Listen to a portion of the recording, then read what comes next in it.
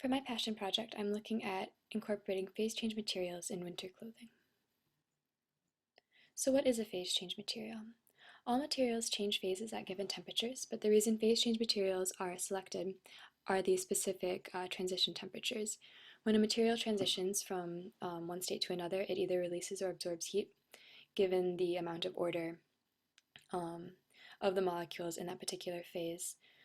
This can be seen by graphing temperature versus heat flow, like in this graph here. And you can see that this material is octadecane, first melts and absorbs heat into the material out of the environment at about 28.9 degrees Celsius. And then as it continues the temperature cycle, it freezes. It releases 228.3 joules per gram at a temperature of 24.4 degrees Celsius. And you can actually integrate the area under these curves to find out this value here, the heat released. So in selecting materials for this project, I looked at the temperature at which they become frozen, or their freezing point. I wanted to make use of the indoor-outdoor heat difference that exists during the winter by picking materials that are liquid when they're indoors and then solid at the outdoor temperature. This means that if they're taken from inside someone's house or living quarters, they would solidify and hopefully release heat. I was thinking of using them in gloves, so they would release heat into the fingertips and hopefully keep the fingers a little bit warmer. Looking at this range, I approximated as having a freezing point between 5 degrees Celsius and 20 degrees Celsius, and I found 3 materials that seem to fit this range. I'm looking at octadecane, which has a freezing point of 16.5 degrees Celsius and a heat of crystallization of 283 joules per gram.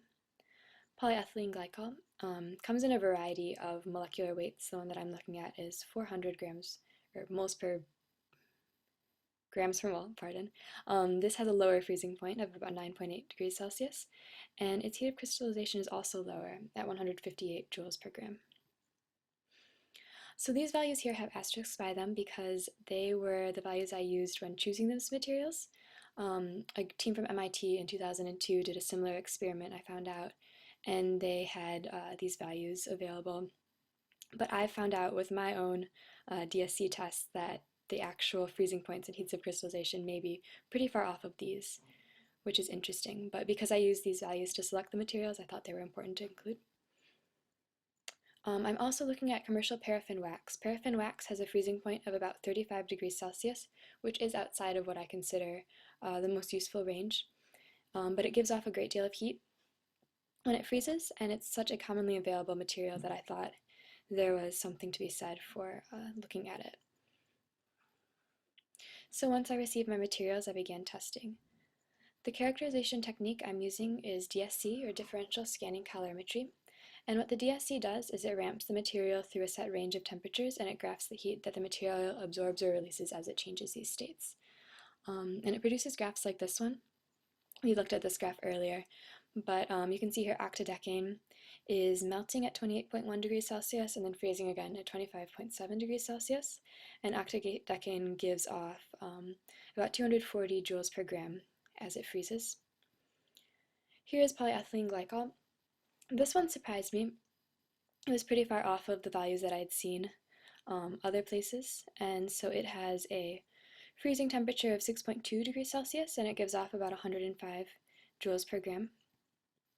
And paraffin wax was actually very interesting as well. I was using a commercial variety of paraffin wax, and it turns out that this has a combination of 2 or more components. You can see the 2 separate phase change curves.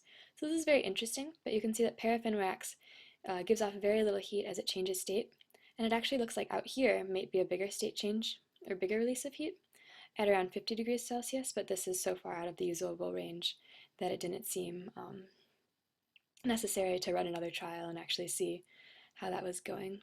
Paraffin wax doesn't seem like it'll be a very good material for this application. So I've run my initial characterization tests. In the future, I'm going to analyze these results and pick a PCM based on the freezing point and also the heat of crystallization. For this application, it's important where the material freezes, but it's also very important how much heat it gives off when it does freeze. Probably more important because this is what's going to determine if the material is successful. Because these materials are changing state and becoming liquid, I need to come up with a way to encapsulate them. I plan to use some sort of silicone, but I need to figure out how exactly I'm going to do this. And then also I need to come up with a way of testing my product. The idea I have at present is to use a thermal camera to compare images of a PCM gloved hand to a non-PCM gloved hand and to see if there is an actual difference between the temperature of the hand after being outside in one glove or the other. And so that is how I plan to use material science to combat the cold, cold Boston winters.